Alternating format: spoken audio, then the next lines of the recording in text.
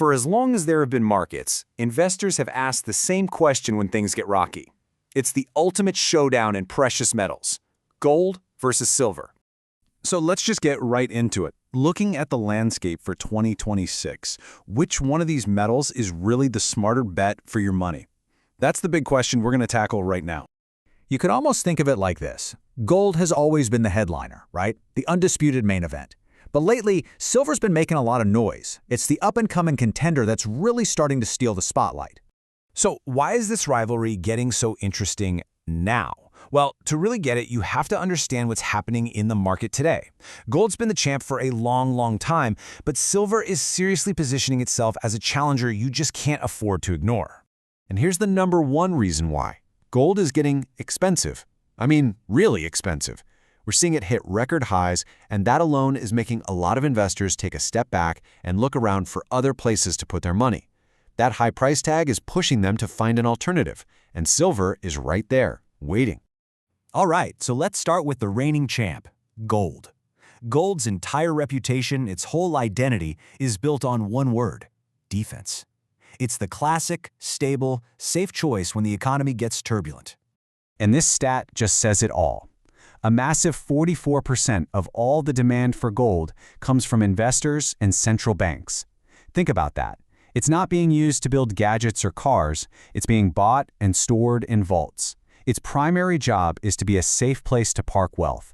That's what makes it a pure safe haven. So let's tick off the key traits here. Gold is the ultimate protection when economies wobble. Its price moves based on big picture stuff, like what the Federal Reserve is doing with interest rates or fears about inflation. And maybe most importantly, it's super easy to sell. You can offload it pretty much anytime, anywhere. This is why it's the go-to for anyone looking for long-term stability. Okay, now let's turn to the challenger, silver.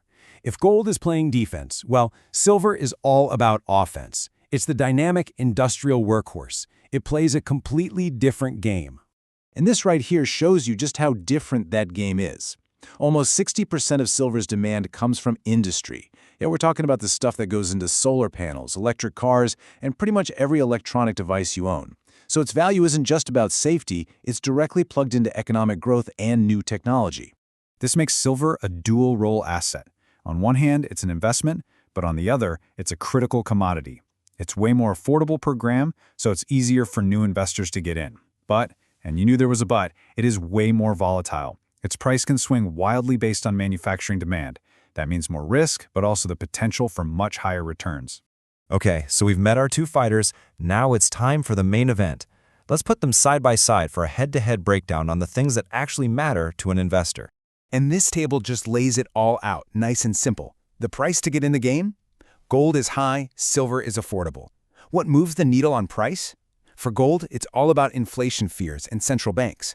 For silver, it's all about how many cars and solar panels are being built. And volatility? Gold is pretty calm, while silver is known for its sharp, sudden moves. You can really see the fundamental trade-off right there. Now let's get into a tool that serious traders use, the gold-to-silver ratio. All this is a simple number that tells you how many ounces of silver it takes to buy 1 single ounce of gold. It's kind of like a historical price comparison that can hint at whether one metal looks cheap or expensive relative to the other. And this is where it gets really interesting. If you look back through history, you see this ratio spike during big economic shocks. You can see it with the financial crisis and again with the pandemic. When that line on the chart goes way up, it means it takes a ton of silver to buy 1 ounce of gold. For a lot of traders, that's a blinking sign that silver might be on sale. So that's all the analysis, but what do you do with it? How does this actually help you make a decision? This is where we go from theory to practice and start building a real strategy. You know, it really just comes down to 2 simple steps. First, you have to know yourself. Are you a conservative investor who loses sleep over market swings? Or are you a bit more aggressive, someone who's willing to take on some risk for a shot at bigger gains? That's your profile. And second, the pros will tell you the smartest move is often not to pick one over the other, but to have a bit of both. And if you're looking for a place to start, here's a really common strategy you'll hear from experts. They'll often suggest putting the bulk of your precious metals money, say 80%, into gold for that rock-solid safety.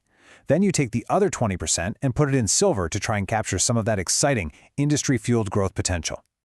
So, now you've got the playbook. You know the pros, you know the cons. The only question left is, what's your style?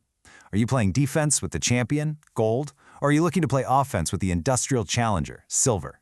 Your answer to that is what's going to shape your entire strategy for 2026.